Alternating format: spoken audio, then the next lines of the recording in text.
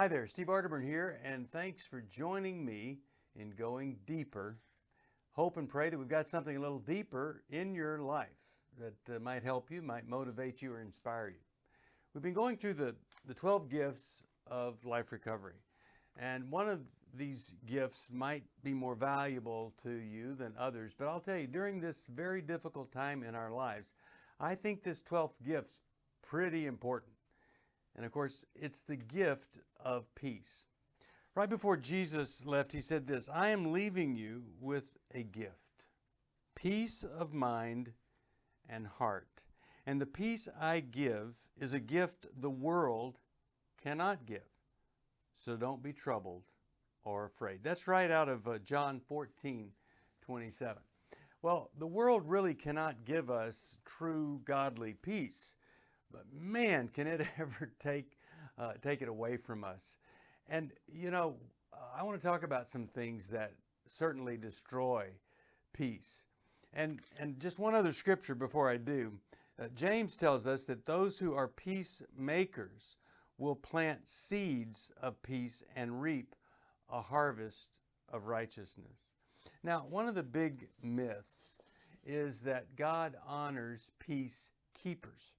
And a lot of folks believe it's their job to keep the peace. So whenever a big conflict comes up, they try to make things normal. They try to tamp down everybody's emotions, or they rationalize, minimize, whatever it is, to keep the peace. Well, reality is that there's a big difference between peacekeeping and peacemaking, because God doesn't honor peacekeepers.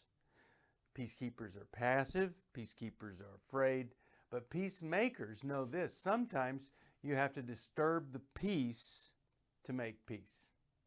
It's really what God does in our lives. You go along there and you think you got everything figured out, and then this big thing comes along, or this nagging, gnawing thing comes along, and then finally it's nagged and gnawed to the extreme where you realize, I need some additional help here. And then that begins a new beginning for you. But having peace. Now, there are these other things that certainly can destroy my peace beyond peacekeeping. If I have, let's just call it inner turmoil.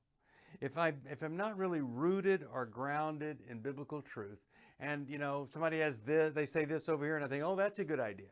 Or they say this over here, oh, that doesn't really fit with that idea, but I like this idea. Then we're just like a wave on the ocean, tossed back and forth. So one of the things that will destroy our peace is if we're not settled within, if we don't have a firm foundation, if the roots aren't growing deep, and we just go with whatever anybody else is saying. What a miserable way to live. And it's not peaceful at all. So if you've got all this inner turmoil going on, you have to say, well, what do I do about that? Well, when I work the 12 steps, I literally resolve the inner turmoil. I start to accept that there's certain things I can't change. You know what you can't change in this world? You can't change the truth. It's true. You look at the Bible and here are all these people, thousands of people, thousands of generations. First they memorized the Old Testament, before they could write down those first 5 books. They passed them on, they followed them. New Testament comes along. These people like Matthew and Mark and Luke and John tried to write out Christ's words and what happened, and man, pretty similar what they wrote. And if you follow that, you just will never regret it. I mean, it does cause some conflict with people that don't believe the same way, but if you handle that well, they'll respect you even though they don't agree with you. But truth comes by living a life in accordance with the truth giver. The truth giver is the peacemaker. And sometimes you got to disturb the peace to make peace. And sometimes you have to disagree with some people who have a different opinion. My son Solomon the other day said, Dad, this is my opinion. Opinion can't be wrong. I said, oh, I understand what you're trying to say. But of course, opinions can be very, very wrong. One person can have an opinion that a rocket is okay to launch, and another person can have the opinion it's not okay to launch. And when you see that rocket go up with people in it, and it blows up about 14 seconds after it takes off, then you'd have to say the person who had the opinion that it was okay to take off, that person's opinion was wrong. So of course, we can have wrong opinions. It's not just feeling. You know, you can feel like it's okay. Well, that's your feeling. I can't argue with it. It is a feeling. But it doesn't mean the feeling is based on truth. I think that's where peace really comes in. When my feelings start to line up with God's Word, then it changes my choices, and then it changes the things that I do and the outcomes, and then I have peace. And, you know, I think peace is the thing that's the foundation for happiness. Who's happy that isn't at peace? In fact, I know people that would say, you know, when I was in prison, I was happy, or when I was captured, I was happy, or whatever, because they had this peace based on truth. There are a lot of things that can take away my peace if I let it.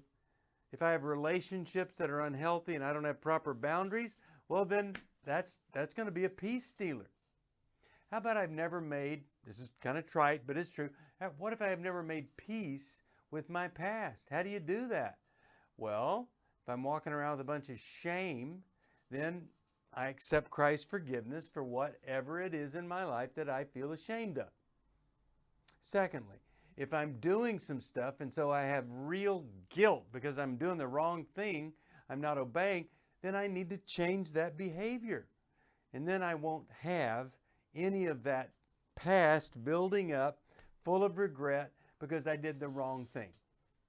So, and then also, I'm not going to have peace if I haven't really settled in on trusting God for my future. Past can really rip me to pieces, but if I'm scared to death of the future, I can really be in trouble. Just like when people are afraid, oh, what if my guy in the election loses? Well, guess what? It's not the end of the world. You will survive. You'll be okay. But peace is something that we need to work toward. We need to work for. We feel certain things and we realize we're not at peace. We resolve that. We have relationships that don't produce peace. Either we need to look at our side or accept them for whom they are, and then we can move on into a world of peace. So that every time that person enters my life, I'm not triggered into regret, resentment, or anything like that. So I need to be able to have peace because I've resolved the inner turmoil. I've resolved turmoil with friends around me or associates. I've resolved the future too, that I'm going to trust God with it. I bring all my cares and all my troubles and all my worries to Him. And then in that freedom, not having to experience the fear which destroys my peace, I can move forward. Well, I know this. If I work the 12 steps, God has my life in His hands. If I work the 12 steps, I've come to understand my defects, and I've made peace with them. I've shared them, and I've done what I could to help my life by resolving the conflicts or whatever that destroy my peace. So if you're on a path, and that path is anything but peaceful, then maybe there's some anger to resolve. Maybe there's some guilt or shame to resolve. Maybe there's some fear to resolve. If you went to work on those things and accept God's leadership, then you might discover, wow, there is a peace that I'm experiencing, and I've never experienced anything like it before. That's what I would want for you. Peace. It's a big word. But man, if we could have a peaceful heart, then we're ready to respond to God rather than react to every time somebody pushes a button. And when I have peace in my heart and peace in my mind, it's like everything is integrated together. My feelings, my thoughts, my actions, my God, the things that I do, it just all works, and I'm at peace. So if you're in turmoil, boy, what a great little book to help you find peace. Or work the 12 steps, get a Life Recovery Bible. And if you need help with anything like that, you call us at 1-800-NEW-LIFE, and we will literally step in and help you find the peace that you've been looking for. Thanks for joining me. Steve Arterburn here for Going Deeper. See you next time, right here.